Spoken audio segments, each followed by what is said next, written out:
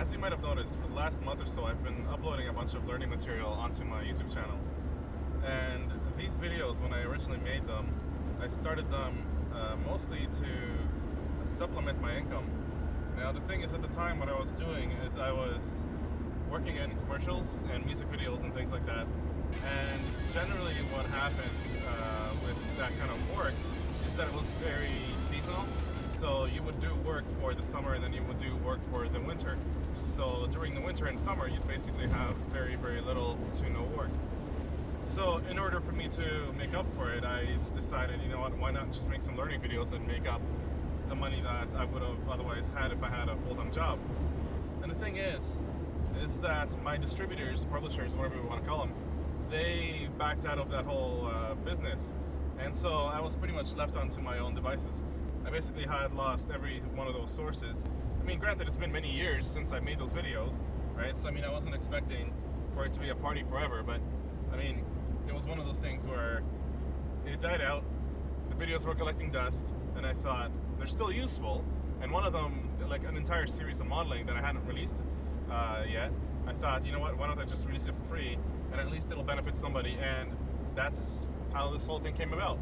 So, eventually I did go back to work, and I just didn't have the time to really dedicate too much towards these learning videos.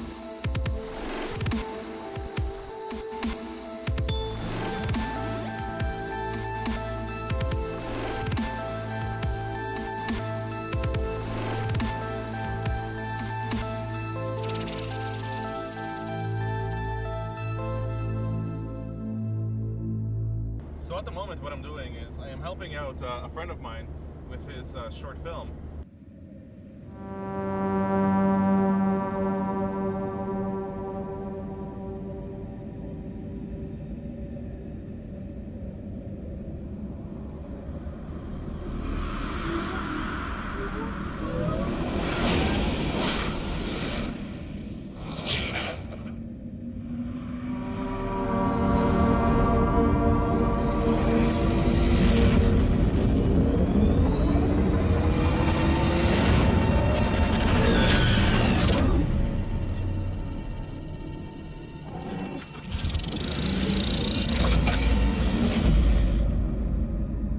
So his short film, you know, it's hard to make a short film, especially when you have a full-time job and you have freelance and you're working on your own projects.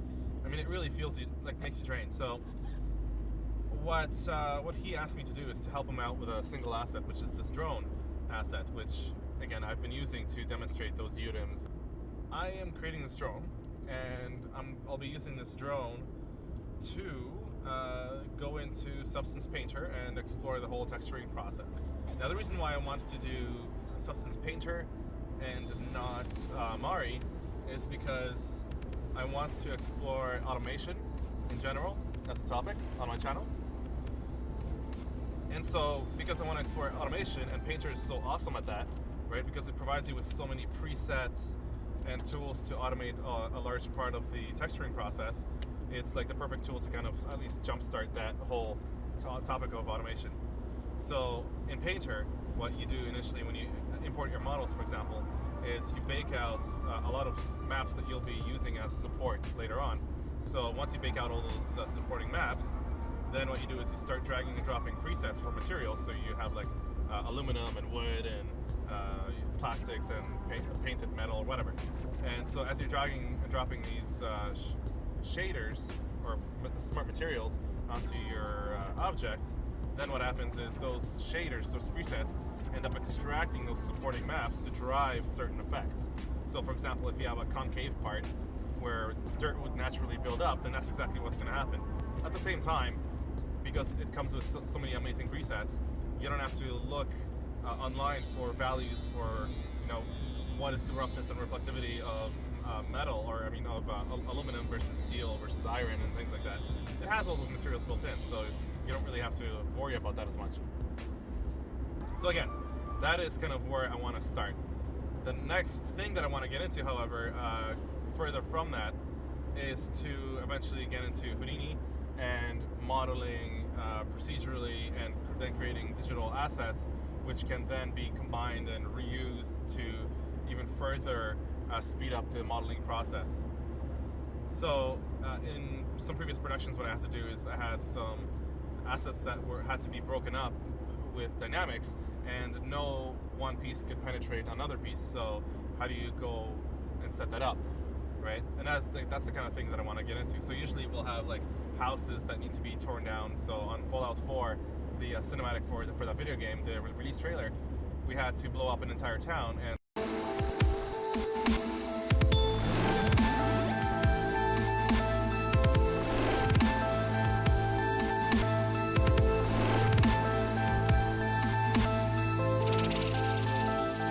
so the interior structure for those houses had to be proceduralized in order to kind of execute the project within the time that we had. I didn't have time to manually model and tweak all that. I had to just go. So that is why I decided to proceduralize that whole thing. So that is the kind of work I want to get into, right? I want to show you guys how to proceduralize and create digital assets, and how to create one asset and then another that could kind of play well together based on group definitions and things like that. And so you would end up with these amazingly fast workflows.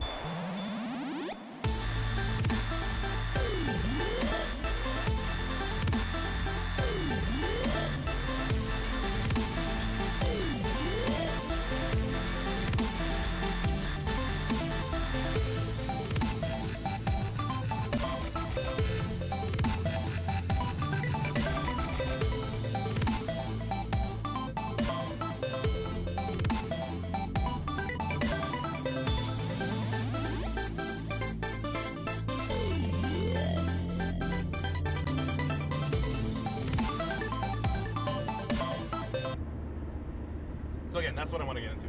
Now on the Mari end, what I want to do is just a few mini lessons of how to create shaders that, or shader setups rather, that automate certain looks for you. So for example, on Fallout 4, we had to create a lot of rust, cars, Fallout suits and things like that. And so we had to do a lot of rusty elements. And instead of using masks and texture samples that we had, which would in the end become very repetitive and noticeable, we thought, why not create a dynamic way to create rust, which would look even better. And the cool thing with that is we would have values to drive roughness, reflectivity, and albedo maps and all that stuff dynamically as we're brushing on our surface. And the only thing, so basically this entire setup would be derived off of just a single black and white map. So as we're painting this black and white map, we get this entire rust effect happening.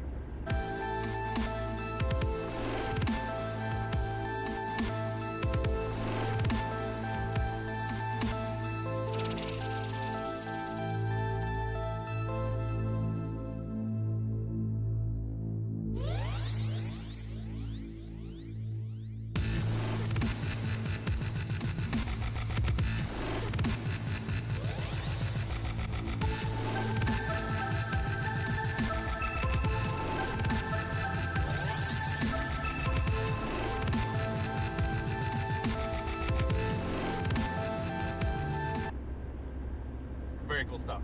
So that one was actually spearheaded by Mike Peretti. Now another one that was actually spearheaded by me was on my current project. I had to blend materials, and so I decided to blend it by height and not so much just one material into another. Because what happens is, for example, if you have interlocking and then you have sand, you have two very different kinds of materials that are blending. One is a hard surface, one is more granular. And so as your granular object is building up over the hard surface object, like the interlocking in my case, I can't just simply fade one out into another, because the interlocking will not look right if it's just faded out. So in order to be able to blend it more realistically, I thought, why not build up the sand and eventually have it overtake the interlocking altogether. But again, that would be all based on height. So I want to show you guys how to create that. So yes, I've been releasing all these videos for free. The Characters Made Easy, I am still in the process of releasing right now. I've released the Modeling 101, which I've previously never released before. So this is really the first time that it really saw the light of day. and the UV introduction, and again, I've been expanding on it a little bit. And also the drone asset, which I'm helping my friend with. And I guess I told you also what I intend to do with the channel. Do work on the whole automation process.